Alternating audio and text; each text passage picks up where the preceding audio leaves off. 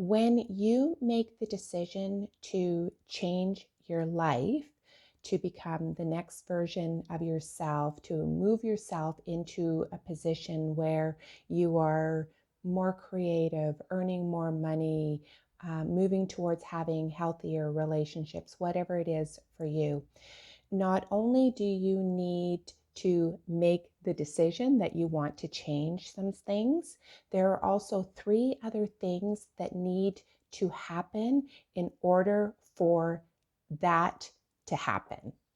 The first thing is that you need to stop doing the thing or the things that you have been doing that has been contributing to the life, the lifestyle, the situation that you were in.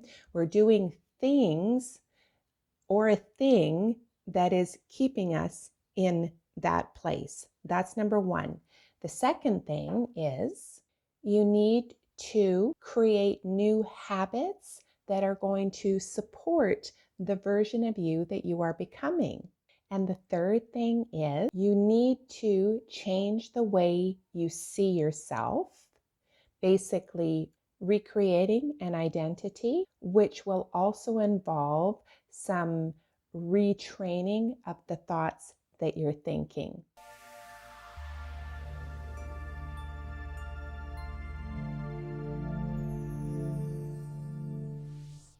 Welcome to this video. I am Iris Sariani. I am a spiritual self-love coach, and I specialize in helping men and women on their spiritual path after they have stopped using drugs or alcohol. So let's get into this video and let's break down point number 1. You need to stop doing the thing or the things that you were doing that were keeping you being the same person that you were being while you were being that person. So if we want to recreate ourselves and create more peace and love and joy and harmony, it means that we have to let go of the things that are causing us not to experience more peace, more love, more joy, more happiness, more fulfillment. So what that means is that, number 1, we have to stop wishing and hoping for things to change. In order for things to change in our life, there is a certain amount of action that we need to take in order to move ourselves forward. Because if we don't make some changes, then nothing can change. It's like that old saying, if nothing changes, nothing changes. And nothing changes because it can't change. And this is really important because the things that we do, the habits that we have, the things that we do that are supporting the current version of who we are, those things are offering us short-term relief from whatever pain we're experiencing, but it's always followed by longer-term suffering. So we're trading in short-term pain of recreating ourselves and creating new thoughts and new habits and new patterns and seeing ourselves in a different way. That is a painful process, but we're creating an environment where we're going to have long-term happiness. So it's short-term pain for long-term gain. So if you are in the process of quitting whatever substance, or you have quit using a substance, there may be other things that you also might have to give up that are a little bit elusive, like drugs and alcohol, quitting those, or even smoking, or even a food addiction, let's say, for example. Those are things that are in our face, so to speak, and we know that they're not healthy for us, and we know that we need to stop doing those. But there are also some other things that we do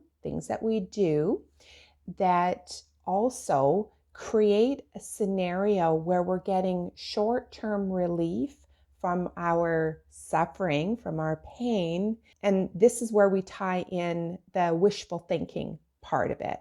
So some of those things are distracting ourselves on social media, constantly scrolling on social media, and so that we can escape ourselves. And the thing about social media and that addiction to social media is that it actually makes us feel worse about who we are, because what we're seeing on social media are snapshots of people having a good time in their life.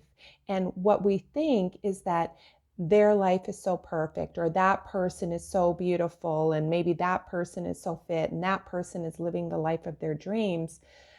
But we don't know actually what's going on in their life and in their inner world as well. So what social media does is it kicks us into comparison mode, and that comparison makes us feel insecure about ourselves and our own ability to create something for ourselves that we really, really want and that will make us really, really happy. So the scrolling of social media, we use that thing that we do is a distraction from ourselves. Another thing is gaming, spending hours and hours gaming, or even worse, watching other people stream as they're gaming. So you're basically a spectator in somebody else's experience. But again, it's a distraction. It's that hit of dopamine. It's that thing that we do that we think we're getting some relief from our pain, but it's actually contributing to longer term pain and dissatisfaction and anxiety and depression and isolation and loneliness. So those are two things, and I've got a few more things as well. Another one is complaining. If we're always complaining about what's wrong, what's not working, what that other person is doing, what that other person said, complaining about our job, complaining about how we don't have any money. Complaining is another thing, that it is a thing we do. It's a habit, actually, that what happens with this is that we actually gain a perception of sympathy from other people. And usually the other people that are sympathizing with us are in the same boat, right? So there's a saying that misery loves company. So when we commiserate with other people about the things that are shitty in our life, we get validation about how shitty things in our life are from the people who are experiencing the same things. And in order to become that next version of yourself, complaining is one of the things that are going to have to go. And I know a lot of people, myself included, get caught up in this thinking of always complaining, wishful thinking, and hoping that things are going to change, but things don't change until we change. Making excuses is another one, and really arguing for our own limitations. So all the reasons why we can't do something, why we can't leave that person, why we can't leave that job, why we can't move to a location. These are arguments for our own limitations, and it's a habit, and it's something that we do that keeps us attached to the old version of ourselves and old identity of ourselves.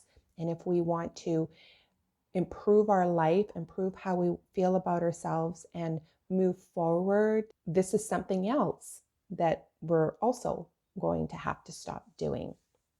And the last one I have is blaming others, the government, society, the world, for everything that's wrong in our life. We create from the inside out. And all of these things are ways in which we keep ourselves in a pattern of being stuck in an identity that really we've grown out of. We've had these experiences for such a long time, but really we've outgrown them, but we don't have the awareness yet that we have outgrown them. And so looking at ourselves and looking at all of the things that we do that are keeping us attached to an old identity of who we thought we were. We're not that person anymore. It's like you're not wearing the same jeans that you wore in high school, right? You've outgrown them. The style has changed. But these habits, these things that we do, they need to evolve and fall away as well. And I also know that you are wanting to make a change in your life and go to your next version 2.0, let's call it, because you're watching this video, and thank you so much for being here. We are the creator of our own lives. You are creator of your own life, and you have full power to change whatever it is in your life that does not work for you. But like Star Wars, the Force is strong. And in this scenario, I know that the force of negativity and past beliefs about who you are and all of the past hurts we hang on to, I know that that force is strong within you, and it takes faith and trust in yourself and faith and trust in a higher being. You can call that higher being God, the infinite source of love. You can call it source energy, creator, spirit, doesn't matter what you call it. It's faith and trust in the divine, and it's faith and trust in yourself. And when you don't have the faith and trust in yourself because you have never been that next version of yourself, know and trust and believe that somebody higher has got your back. And I got your back too. And I know for me, when I quit drinking, it took a long time before I finally quit. And it did take a faith and a belief in myself and actually seeing myself in a different way as a different person and really just creating a new identity, which involved retraining my thinking. It involved moving. It involved taking better care of my health and fitness. It involved me investing in myself and creating a new version of myself. And I know that you can do it too. Maybe your thing isn't drugs and alcohol, and that's perfectly okay. All of this applies to any area of your life that you're wanting to change. So first things first, decide that you want to change, and then pick one thing that you are currently doing that you know needs to change. So whether it's a complaining to others, blaming others, quitting a job that completely sucks the life force energy out of you. Why do that? That's not bringing you happiness. And I know money always comes into play, but you're never going to create what you want to create with bad energy. Whatever it is, choose something and start with that. Focus on changing that. Okay, number 2, swap old habits for new habits that are going to support the change. And I know that there are studies and statistics about how long it takes to change a habit, but I'm not going to offer you any statistics about this because changing habits and implementing and embodying new habits takes as long as it's going to take. So if I say to you, oh, it's going to take 30 days for you to have a new habit, you might be in the routine of that new habit, but you want to do that new thing, that new habit, until it is on autopilot. Just like we have the habit of doing that thing of, let's say, complaining about our current circumstances all the time, we do that on autopilot. So when we are creating a new habit, we want to do that as many times consistently every single day until we do that thing on autopilot. And that's when you have a new habit. But we have to start swapping out our old habits for our new habits. And we need to be aware and conscious of swapping out old habits for that new habits, old habits for that new habits. It takes concentration and focus of mind. And sometimes we have to call up some willpower as well to push us through to doing the thing that we know is going to be good for us, but we don't feel like doing it because it's not really who we are. It's like it's uncomfortable. It's like you're learning something new. And the big thing that comes to mind is, let's say you want to get fit and you're swapping out the habit of gaming for hours and hours in your day for going to work out or going for a walk or doing a couch to 5K, learning like couch to 5K running, right? You're not accustomed to doing that thing, that new thing. And so sometimes we have to focus on what it is that we want to achieve, where we're going, who we are becoming. And it requires that constant vigilance of, oh yes, okay, this is who I'm becoming, which means I've got to stop doing that thing, right? And we're creating a new habit for ourselves. And that is a little bit uncomfortable when we haven't done that before. One thing that I have discovered for myself is that we disempower ourselves when we do the things that we know are not good for us. It's a disempowerment. So when we start to swap out, let's say another example is procrastination versus taking quick action on a new idea or a thought that we had. A lot of times we can get stuck in that procrastination, or I'll do it later or whatever, right? But if you're switching out that old habit for the new habit of taking action as soon as the idea hits you, then what happens is that you actually become more confident in yourself. And I believe it's because we intuitively know that what we are moving towards, the new habit that we're creating, is actually really good for us. And it makes it feel like we've accomplished something. And when we accomplish something that we know is good for us and that is going to help us move forward in our life, we feel proud of ourselves, and it builds that confidence within ourselves too. And then now the last thing is changing the way you see yourself. And this is really big because we're used to being who we've always been. We're very comfortable with who we have been being. And now we are learning how to be a different version of ourselves. And a lot of times this requires a shift in our identity, a shift in how we see ourselves, a shift in the thoughts we think, in the shift in a lot of things actually. Here's a really great tie-in to this. The other day I watched a movie on Netflix. It's called A Beautiful Life. And really it's the story of a fisherman who lost his parents at a young age. He was musically talented, but he never really did anything with his music. You know, he was really down and out and not very happy with how his life was. And he had the opportunity to play with a friend of his who aspired to be a musician and be popular in the music industry, but he didn't have the talent.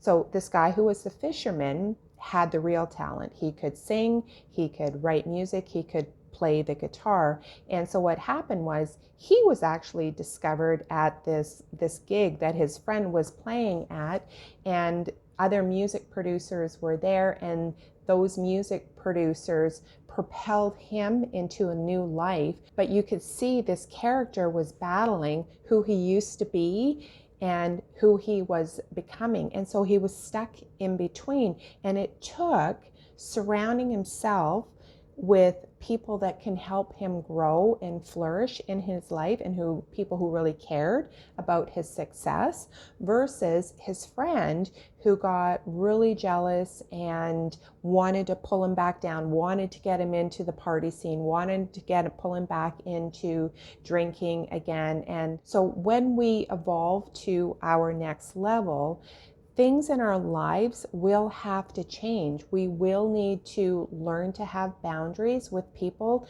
that don't want us to grow and evolve. People, they like who we are as we are, and they don't like the evolved version of us. And that's okay. They don't have to, but that doesn't mean that we have to hold ourselves back just so they can be comfortable staying the same and not doing their own internal work. And that part's really hard. But then there's also the other part of that is being able to envision yourself in the way that you want to be. So how do you want to be? Do you, instead of being wishy-washy about decisions because you're factoring in how other people will feel if you make this decision? People pleasers get stuck in that, or people who have codependent type of dynamics. They won't do what's best for them. They want to please other people. They want other people to be good or to feel good. So it requires boundaries. Same with having clarity of purpose and vision. What is it that you want to create for yourself? And who do you need to become in order to have that?